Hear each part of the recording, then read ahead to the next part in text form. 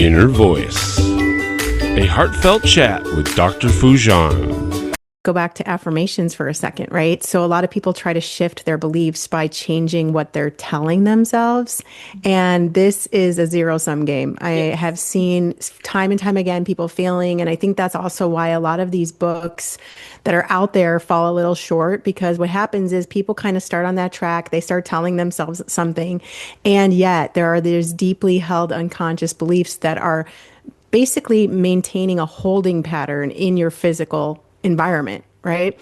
And so the best way to go about this is please, please, please, please, please do not repeat affirmations to yourself unless you have done a lot of mind training, which I applaud, and which the tiniest percentile of the human population will ever undergo because of how difficult it is. That said, you can retrain in different ways, in ways that are kind of, they sneak by the unconscious. So that's why, for instance, a moment ago, in the last time I was speaking, when I was talking about the reticular activating system, right? So this is a kind of a network in the brain. As far as I can tell, we're still totally trying to figure it out. But the cool thing about it is that it's seeking for answers to your predominant questions or your predominant thought patterns. It's filtering everything in your environment to find matches to those predominant beliefs, right? And so if you start, again, on the level of the conscious mind being like, I'm this or I'm that, right? It's like, it's almost like it starts listening and they're like, oh, well, you're not, right? So there's a mismatch. But what it does welcome and what it does get excited about is a question. Introducing a powerful new update from the Foojan app. Now with flexible subscription plans to fit your journey monthly, quarterly, or yearly. Our new AI-driven onboarding customizes your path to feeling better, faster, and enjoy a refreshed experience with stunning 3D interactive videos. Update now. Empower your inner voice with Foojan. Download today. Welcome to the Inner Voice, a Heartfelt Chat podcast. I'm your host, Dr. Foojan Zain. I'm a psychotherapist, author, and the founder of the International Awareness Integration Institute. Today, I will be talking with Cortney McDermott. She's an award-winning author, TEDx speaker, and a human potential enthusiast. Her work in self-development and business strategy has been featured in Inc. magazine, Women's Health, Success, the Huffington Post, Mind, Body, Green, and many more of the magazines, mainstream business and lifestyle media. Her talks on human potential have been shared on stages, including TEDx, Mind Valley University, Oxford Business School, and Richard Branson's Private Island Necker. With a Master's of Science from the London School of Economics, Cortney brings and blends academic rigor with real-world experience to help individuals and organizations reach their highest potential.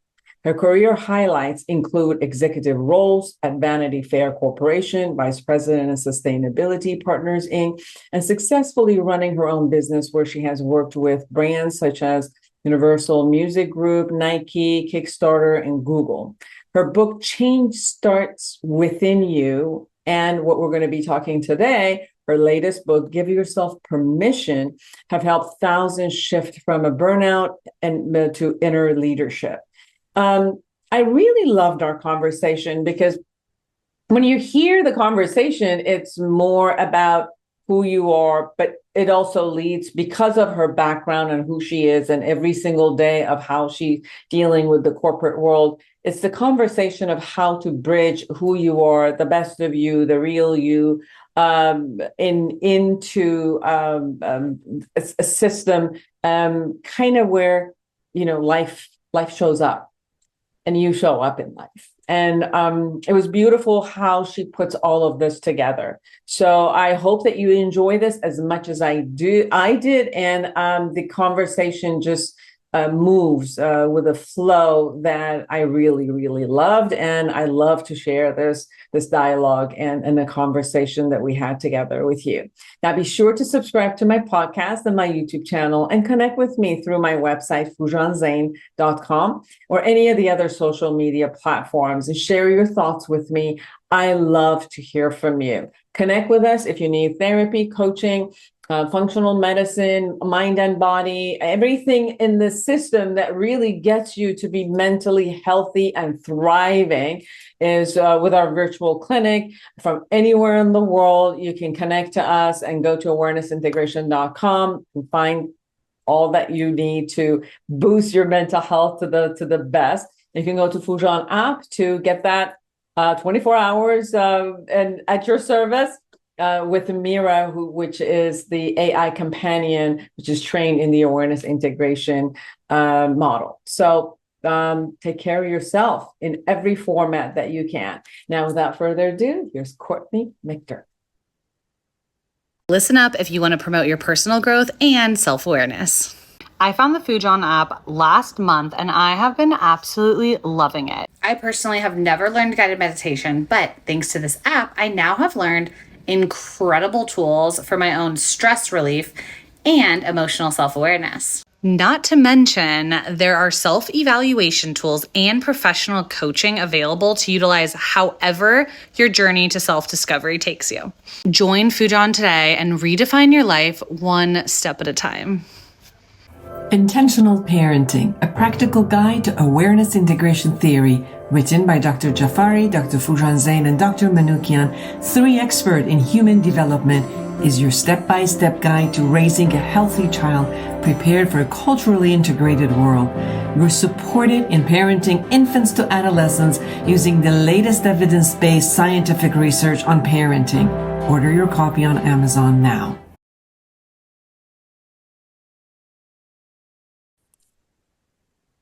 It is so nice to have you with us, everyone. Cortney McDermott with us. Welcome to the show. Thank you. So I was intrigued with your book, the latest book that you have, Give Yourself Permission. Everybody, I want you to see the cover of the book here. Give yourself permission. Be confident, be happy, and be you. Now, one of the things that it got really intriguing for me was what you wrote in the introduction, which was years back. I started having experiences I could not explain. I've had many of those, but it was interesting because you said overnight, in one instant, I shed considerable weight and my body was visibly toned in ways that had never been before. That I want, Cortney. Another time, I was transported out of perceived space-time constraints and merged with a seemingly limitless intelligence. I want that too. At one point, I could literally feel the cells of my body and mind reorganizing into a new pattern of consciousness. Please do tell. Yeah, it's funny. The intro to that book was written, and I say was written because it felt like it was written through me after I completed writing the book. And some of those experiences that I had, I was really hesitant to talk about because it might sound like woo-woo. It might sound like, I don't know, you're on something. And even though that's great, that wasn't the case with me. And these instances, these happenings were occurring, and they started occurring. I'd say it was probably about 6 years ago, the first one. And I was also noticing these things in my clients. So I was noticing cases of skin conditions vanishing within one session. I was noticing instances where people had come and they'd been working through a problem that they'd had for a really long time in the physical, and it was just gone. And so And then, of course, I was also noticing a lot of things that were shifting psychologically very quickly for people, and myself included. And so I started to get really curious about the science behind that. And one of my signature keynote talks that I give around right now draws from three separate findings in three separate fields. So in neuroscience, epigenetics, and quantum theory. And all of these findings posit the same conclusion, which is that your directed consciousness is determining your experience. And so, of course, we kind of know this in a way, intuitively, we kind of get it, or we've read it in so many books and all this stuff. But what I loved was that I was getting really clear explanations from these three fields. And I'm not a neuroscientist, I'm not a quantum physicist. But again, I was trying to understand and translate the best I could these experiences that were happening for myself and my clients. And so, so I drew from those three fields so that I could have some backup, right? Because I work with really smart people, and you can't just, tell them to stand in front of a mirror and say, I'm good enough, I'm smart enough, and doggone it, people like me, right? So we have to also understand what are the mechanics behind that. And I think once you get the simplicity of some of these mechanics, like for instance, the finding in neuroscience was around the reticular activating system, which has become somewhat popularized of late, right? But it's so fascinating because it's like this incredible search engine that we all have and that most of us are misusing. And so once I started getting these keys, I started to, like I said, sort of translate them, make them as simple and accessible as possible for people to start having the same kinds of experiences. That's beautiful.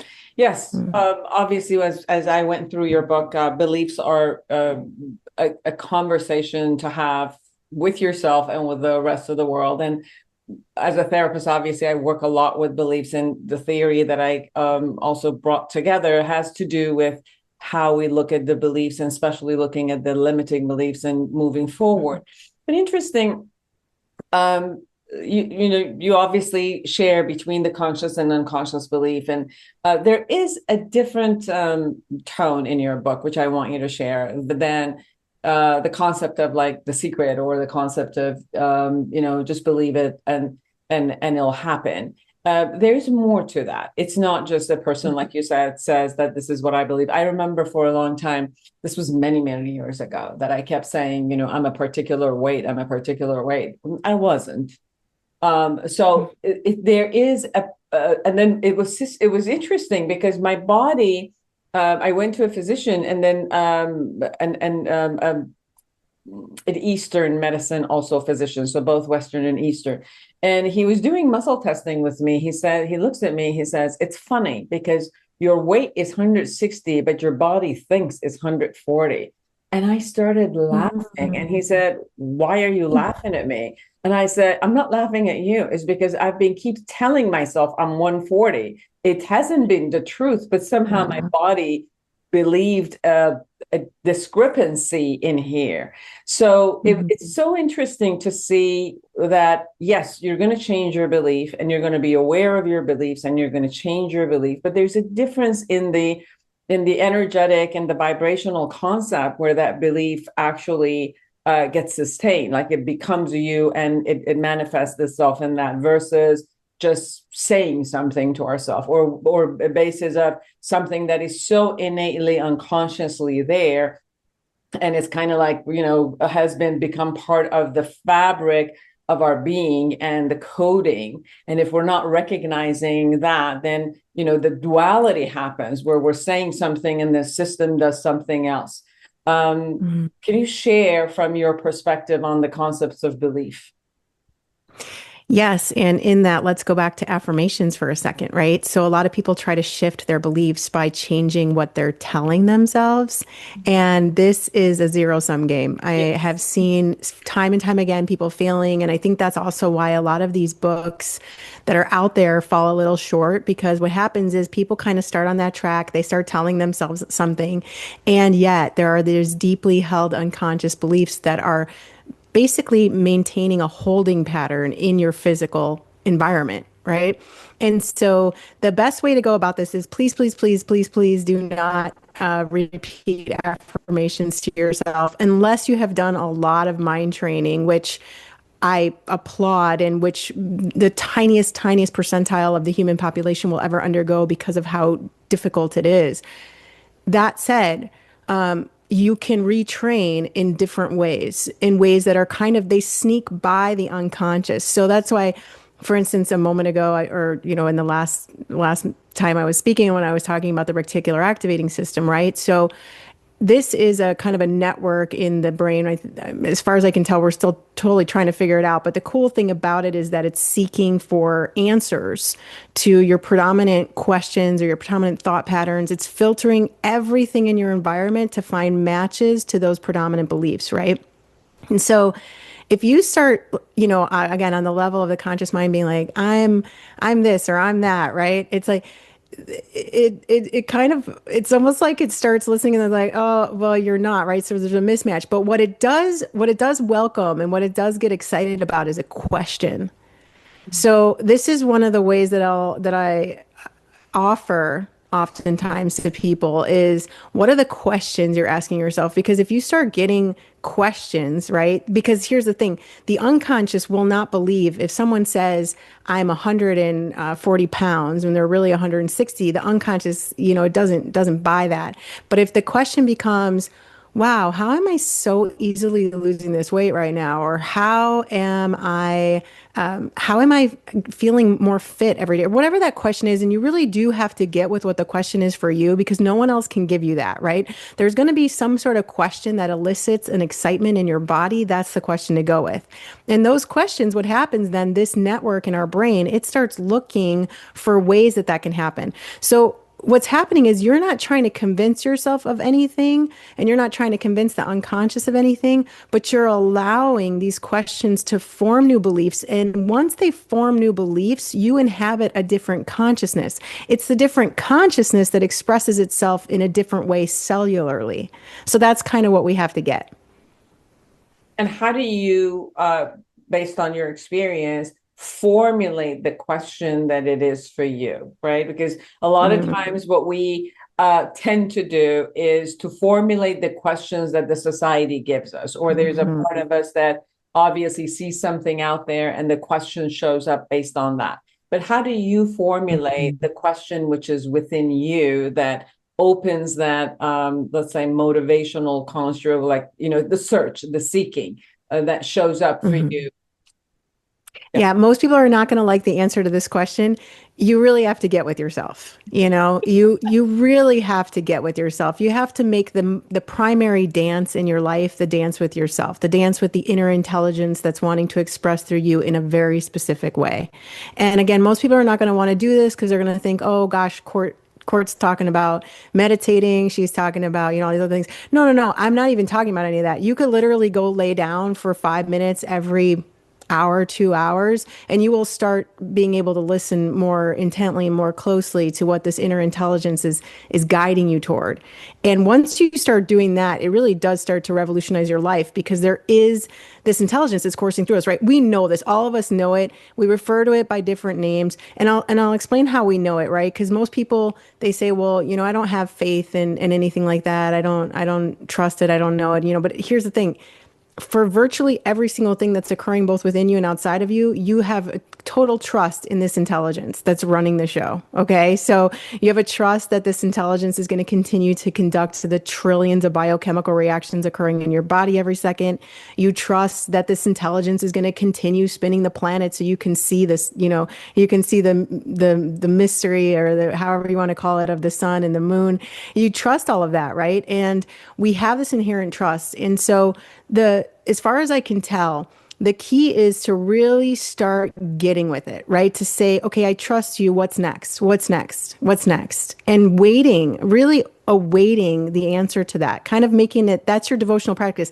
However you want to do that. I mean, some people might do that while they're mowing the lawn because they feel like they're in a kind of a trance-like state. Some people might do that while they're washing the dishes. Some people might do that just lying down, which I think is one of the most marvelous things we can do.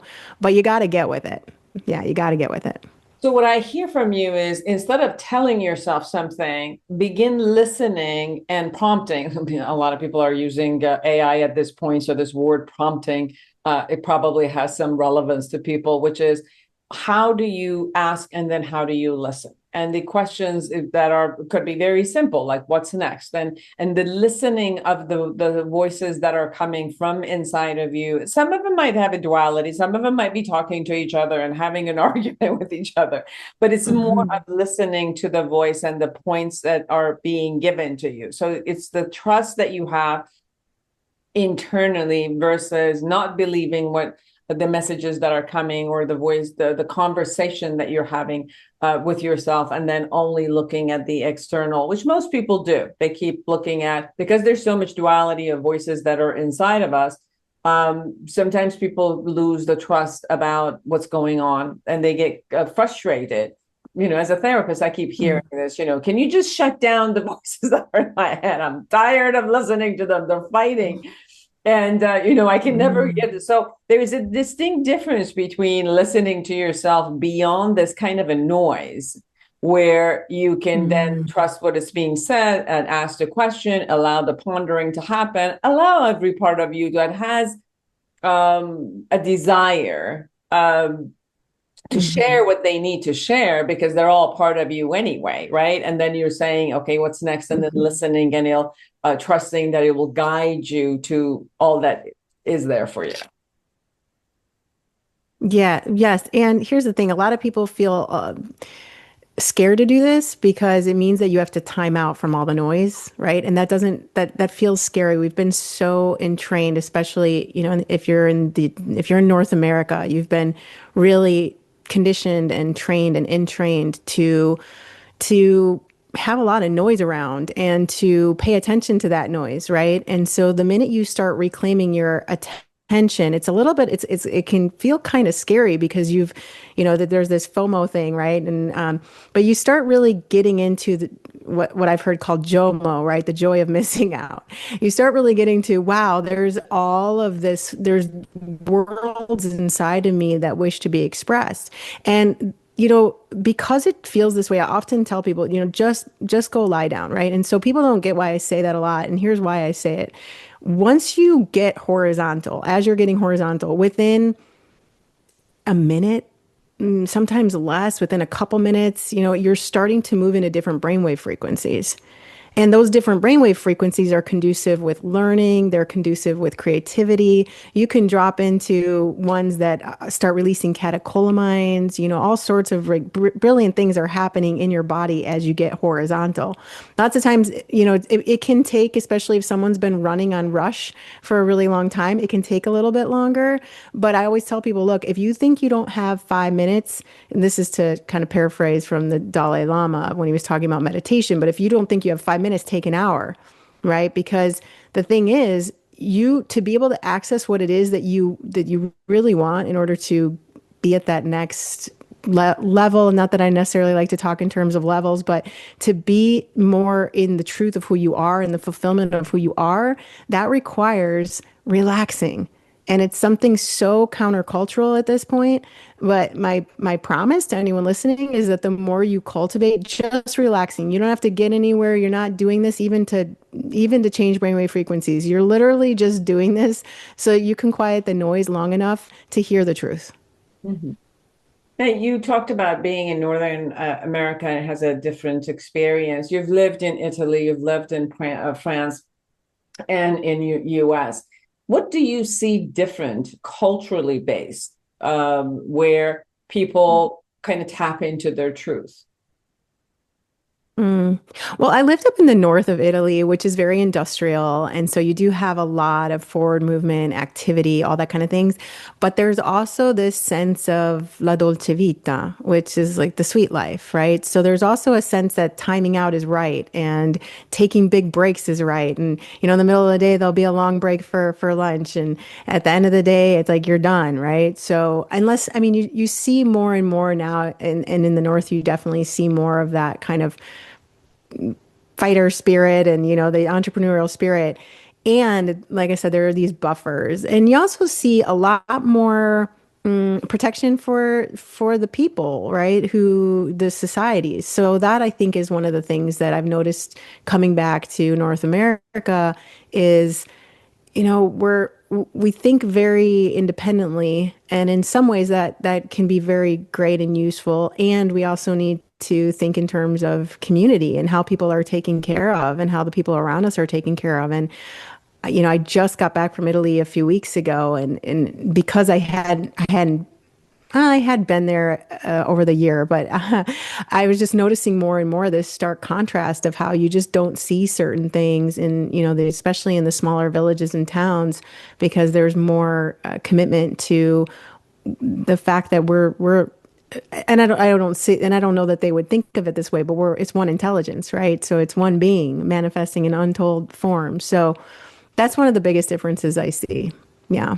Based on what you just said, how do you see the personal truth that someone accesses to uh, it different than the collective truth? Because you just, as you were sharing, sometimes when we're in a smaller community, people do experience that they have to take care of each other because Mm. in order for me to be able to survive, there are people who are going to support me and I got to support them. And there's a level of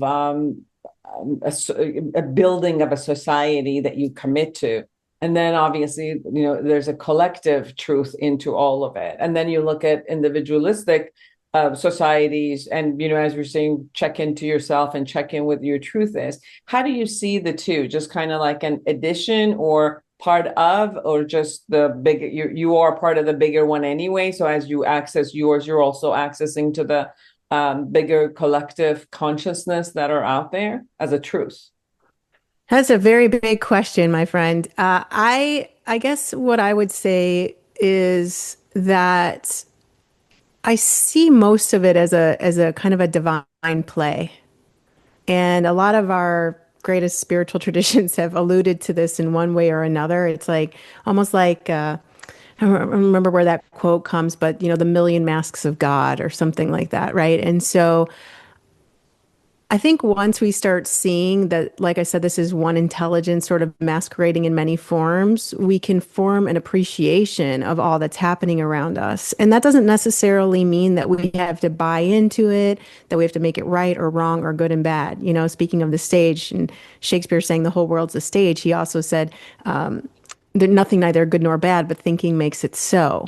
And so we have this divine human opportunity to really recognize in everyone, again, just the million masks of God, the billions of masks of God, right? And again, however you want to refer to that intelligence, whether you want to call it universe, intelligence, Yahweh, Krishna, Buddha, like whatever, Allah, anything, whatever name we try to give to the nameless, right? That having that awareness of there is this power, it's coursing through me, it's orchestrating all of it. Can I surrender, or maybe that, again, instead of surrender, can I relax into that, and can I start witnessing the beauty that's coursing through me and the beauty that's coursing through everyone else? As far as I can tell, and again, this isn't to answer in terms of culturally, societally, et cetera. This is just my answer, right? So the more I stick with that, the more I get to watch. It's kind of, in the world, but not of the world, that sensation of like, wow, this is really fascinating what's unfolding. I don't need to try to control it or manipulate it or anything or get my way or, be overly independent or even overly committed to a community. It's just like, wow, all of this gets to happen for me today, right now. Isn't that marvelous? Yeah. Now, part of the major concept that you do is you've come from a corporate world and you have major clients are in the corporate world. So you bring this essence of find your truth, lay down, hear yourself, be with yourself, ask yourself what is next. And there's a response. So there is a part of me, and then there's also the action oriented, world that you got to put this me into. And Mm-hmm. so as you move from the me into the, action world of the bigger world and manifestation of what that is, how do you bridge these two? Or is there a bridge, or is it just a being that moves, in action? So there's no bridge. It's just that the being now just moves into action.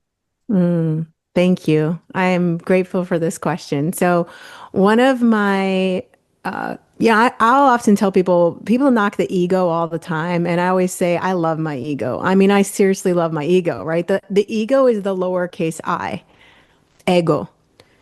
It's the character you're playing. It's the persona. We use the word person. We say, I'm this kind of person. I'm that kind of person. That hails from ancient Greek theater. It was the persona was the mask they wore. So when you sit with that for a second, you get to say, oh, right. Okay. Again, the billion masks of God. And here's the thing. As far as I can tell, it's the order.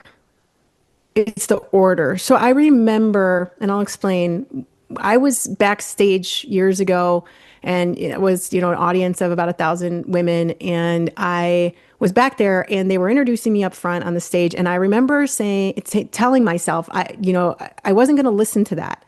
And I asked this intelligence that's coursing through me, that's coursing through you. I said, hey, can you, master intelligence, great mind, can you take over?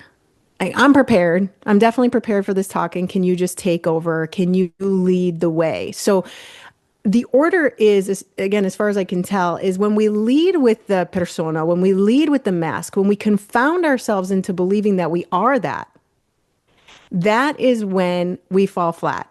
That is when, even if we did the thing, even if we achieved it, even if blah, blah, blah, whatever, we don't feel that continuous pulsating momentum that is our right. When instead we give that persona, we give the character over to this intelligence, over to, again, to the universe, however, universo, right? One verse. When we give it over to the one verse and we say, hey, could you take over? Like, I did everything I could. Can you take over? There's something miraculous that happens. And I know, for instance, that after that, yeah, go ahead. Expression. So then the ego just becomes the expression of whatever it is in that format. But there is a possibility of expression changing at any moment due to whatever it's there, versus if we are stuck in one of that persona, that we're limited and it could fall. Is that what I'm getting from you? How I live it is, it's the way that the formless wants to express through this form. Mm-hmm. And so when I connect with that, I don't know what it's going to say. I don't really know what it's going to do. That's the kind of that edge of that cliff place, because this has happened to me. Yeah. This has happened to me numerous times where I was like, oh, I don't have any script. I don't have any prompts. I'm just like trusting that everything I've done up until this point has prepared me for whatever this is. And that doesn't mean that I'm not prepared in the sense that, that I've given it thought and I've given it space and all of that. And whatever it is that I'm preparing for, like, for instance, take that talk. I was hyper prepared for that talk. And I had to step aside the ego part of me, or the character that leads, that, again, I love this character. It puts me in, Fortune 500 rooms where I have absolutely zero trepidation, and I'm just good to be there, or puts me on stages in front of thousands of people. It's that character, right? And yet there's a way that the formalist wants to work through this form that always comes a bit as a surprise to me. And I feel the difference. And you know what? I think people feel the difference because we can always feel, right? We always feel when something feels scripted. We always feel when something feels false. We always feel when something's a little bit off. We can't exactly explain what's going on, but we're like, that's a little bit off. And I think the reason is that's when the ego is leading the charge. That's when the persona or the character is leading the charge. And again, we were trained to do that. Like, everyone wants to be quote unquote someone special. But here's the thing, you are someone special. It's almost like we got tricked into believing that we had to search and seek and struggle for something that was already ours, that was ours all along. And when this intelligence is coursing through you, you know that. So take that talk, for instance, that I gave all those years ago, afterward, the entire next day, I felt as if I was a live wire.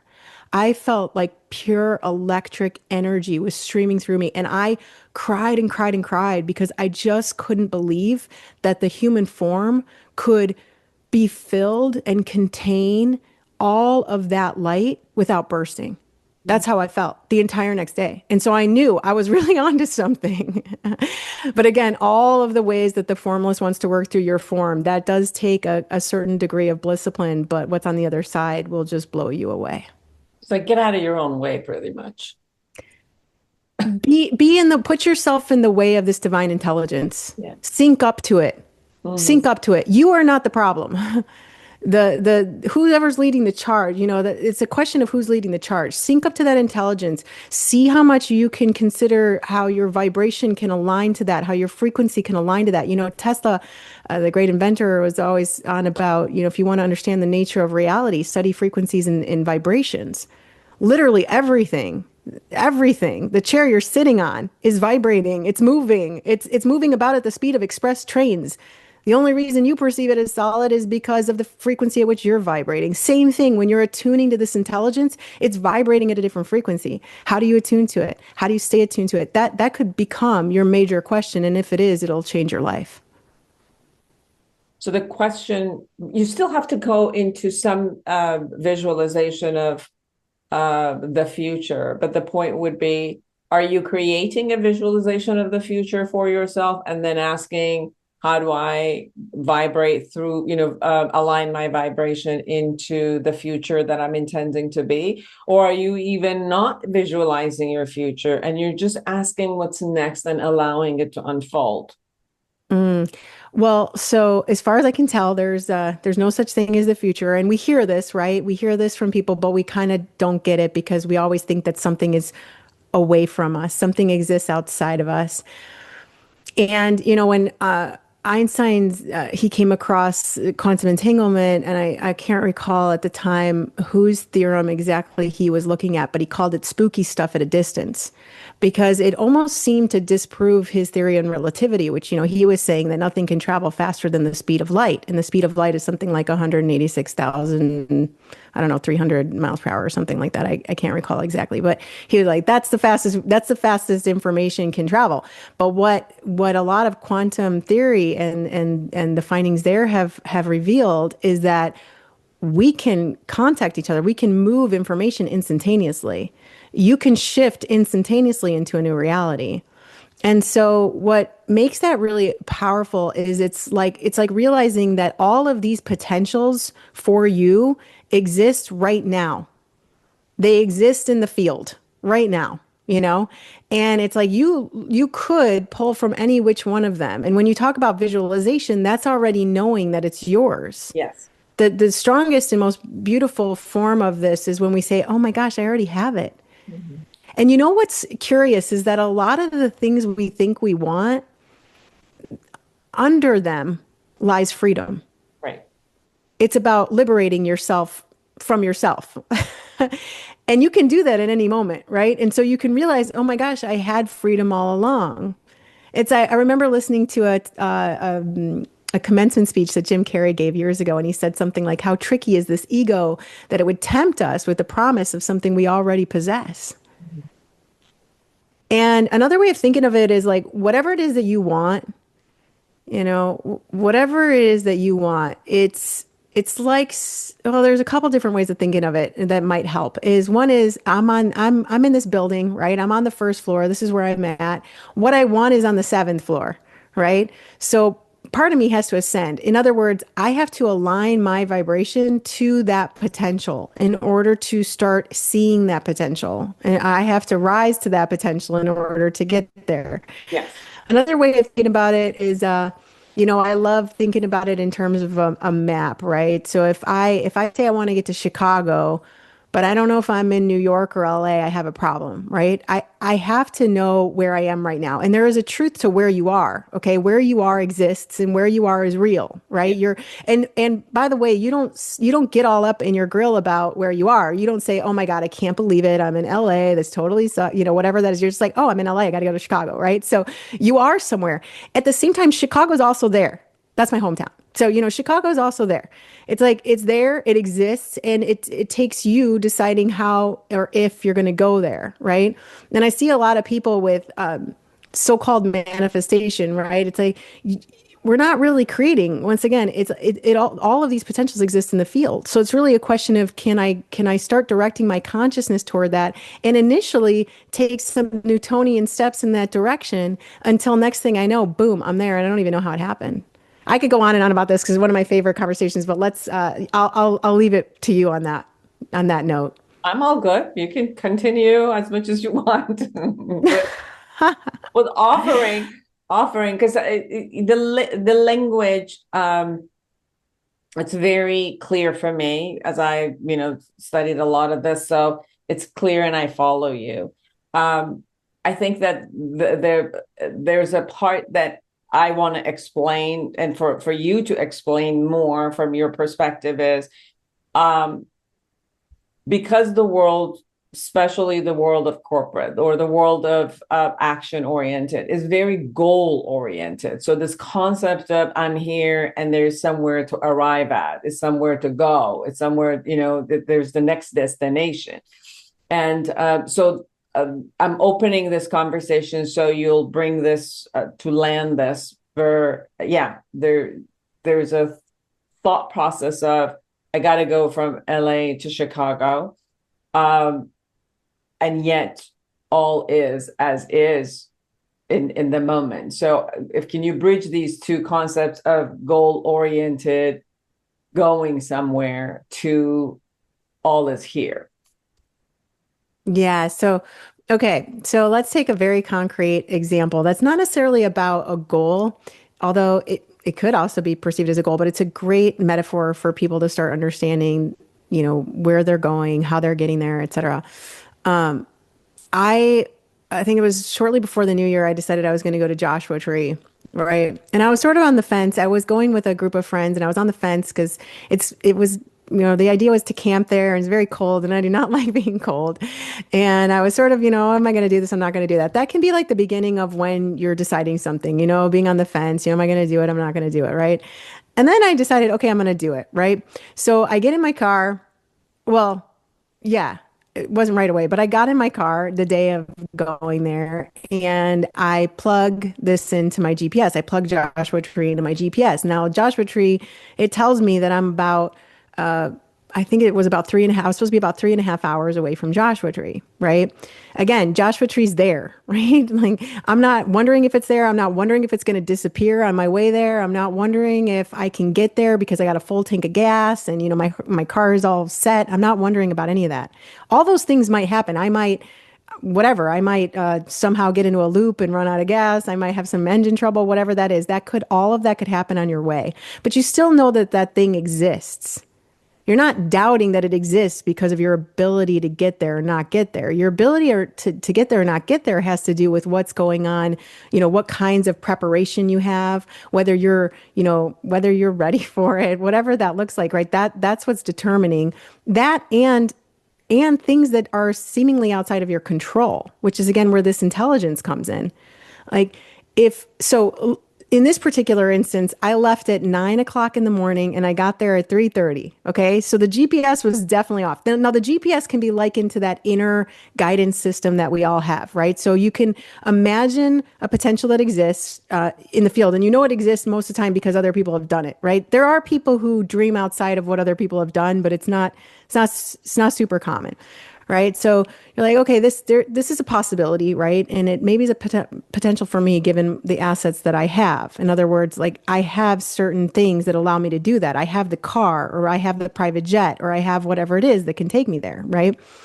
And meanwhile, like I said, you're knowing that this is there. You're knowing that you can get there. But like I said, in my case, it was 9 to 3:30. Now I got, I got a little sidetracked because I wanted to visit a place on the way. So that was me deciding that I was going to get off track a little.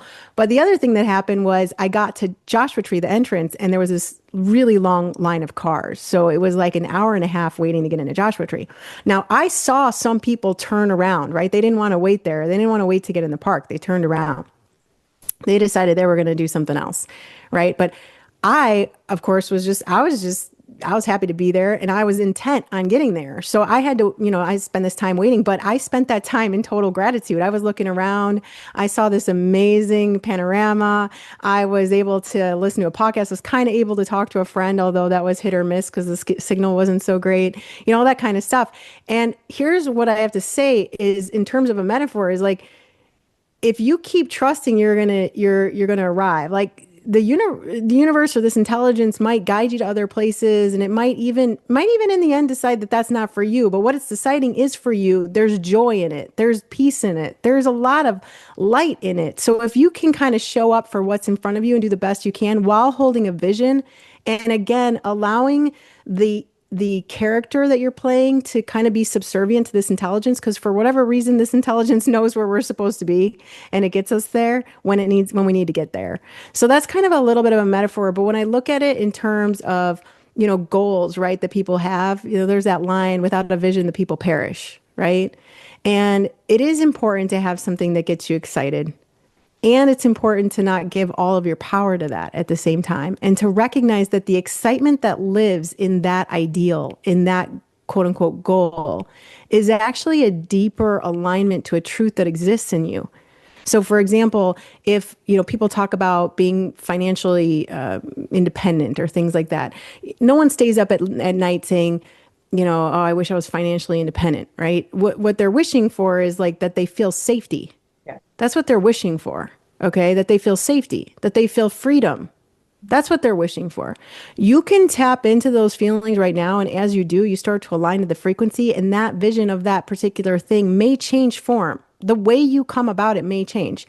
I know extremely wealthy people who do not have a lot of money in the bank account, and I know people who have a heck of a lot of money in the bank account, and they are not wealthy by any means.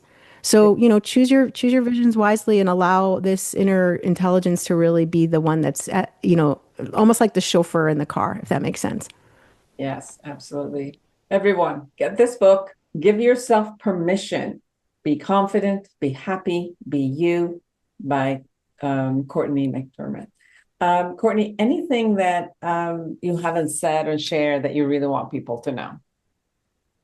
I just thank you. I'm very excited to be sharing this space with you. I've checked out your work. You've been doing for a number of years, really important work. And thank you so much. And thank you to everyone who tuned in. I'm really grateful. Thank you. And where can people find you? It's funny. I often tell people, if this resonated with you, just keep listening to this. There's nowhere else for you to go. You don't have to go and, seek it out somewhere else. The reason things resonate with us on a deep level is because we're calling information to us. And I do think that the books that I've had the privilege of putting out there, they do the same thing. It's like you're calling specific information. So if you're looking for that, they're available pretty much anywhere where books are sold. That one thing to pay attention to is that Cortney, my name, is spelled C-O-R. Sometimes I go by Coco, C-O-C-O, so people can remember the Cortney without a U. So there's that. So if you're looking for me anywhere online, and I'm sure there'll be stuff in the show notes. I love hearing about people's stories. At this point, we've had hundreds of people write in about whether it was the book, whether it was a talk, where they've had a lot of these spontaneous transformations that we were talking about at the beginning. So I try to read all of those, and I'm really appreciative when people connect. Beautiful. Any particular website they should go to? Yeah, so there's CourtneyMcDermott.com or Court Inc., C-O-R-T Incorporated. So CourtInc.com is the short URL for that, and people can find lots of other resources and information about the work. And your social media is all Cortney McDermott too? It's Cortney McDermott, yeah, C-O-R-T-N-E-Y McDermott, M-C-D-E-R-M-O-T-T. It's a very long name, but you'll find me there. Thank and you I'd love for you so to connect. much for being with us. Thank you for sharing your world, your experiences with everyone in such a beautiful way. Thank you. And for all of you who are out there, create an amazing life for yourself and everyone around you. And until next week, bye-bye. Are you a psychotherapist looking to enhance your practice? The Awareness Integration Therapy developed by Dr. Foojan is a comprehensive guide to the principle and techniques of this powerful therapeutic approach. Join the growing community who have elevated their practice and expanded their skills by embracing Awareness Integration Therapy and witnessing its life-changing impact. Order your copy on Amazon now.